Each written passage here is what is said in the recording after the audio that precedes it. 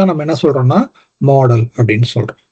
மாடலை பொறுத்த வரைக்கும் டெக்ஸ்ட் மாடல் அப்படின்னு இருக்கு. டெக்ஸ்ட் செல் பொறுத்த வரைக்கும் லைக் எல்எல்எம் பொறுத்த வரைக்கும் இதை நம்ம என்ன சொல்றோம், ஜிபிடி, சாட் ஜிபிடி வந்து நம்ம ஜிபிடியில யூஸ் பண்றதுனால அது சொல்றோம். ஓகே, இப்போ அடுத்த வேர்டு ப்ரிடிக்ட் பண்றது இல்லை. இது எதுக்கெல்லாம் யூஸ் ஆகுது? ஒரு புது விஷயத்த ஜெனரேஷன் பண்றதுக்காகவோ அல்லது கிளாசிபிகேஷன் பண்றதுக்காகவோ இல்ல சம்மரைசேஷன் பண்றதுக்காக, ஒரு டாக்குமெண்ட் கொடுத்து படிச்சு எனக்கு சம்மரைஸ் பண்ணி கொடு அப்படின்னு சொல்றதுக்காகவோ, டிரான்ஸ்லேட் பண்றதுக்காகவோ, ரீசர்ச் பண்றதுக்காகவோ இல்ல எக்ஸ்ட்ராக்ட் பண்றதுக்காகவோ, கிளஸ்டரிங் பண்றதுக்காகவோ, கண்டென்ட் எடிட்டிங் பண்றதுக்கோ, கண்டென்ட் ரீஎடிட்டிங் பண்றதுக்கும் நமக்கு இந்த மாடல் வந்து யூஸ் ஆகுது. அடுத்து வந்து text to image model. Text to image model வந்து என்ன பண்ணுது அப்படின்னா, இமேஜ் ஜெனரேஷனுக்கும் இமேஜ் எடிட்டிங்க்கும் நமக்கு டெக்ஸ்ட் இமேஜ் மாடல் வந்து நமக்கு யூஸ் ஆகுது. Text to video, text to 3D model.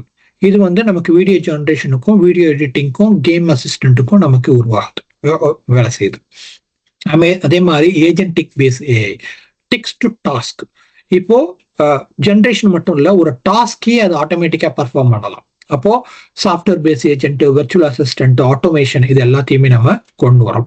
So இது வரைக்கும் நம்ம பார்த்த விஷயங்கள்ல என்னென்ன பார்த்துருக்கோம் அப்படின்னு பார்த்தீங்கன்னா, டிஸ்கிரிமினேட்டிவ்னா என்ன, ஜெனரேட்டிவ்னா என்ன, ஹலோசினேஷன்னா என்ன, எல்எல்எம்னா என்ன, டிரான்ஸ்ஃபார்மர்னா என்ன, அதுக்கப்புறம் வந்து அது உள்ள வந்து எப்படி வந்து அட்டென்ஷன் சீக்கிங் நடக்குது, எப்படி வந்து ஒரு வேர்டை வந்து கன்வெர்ட் பண்ணுது, அது எப்படி உருவாகுது அப்படிங்கிறத நம்ம தெரிஞ்சிருக்கோம்.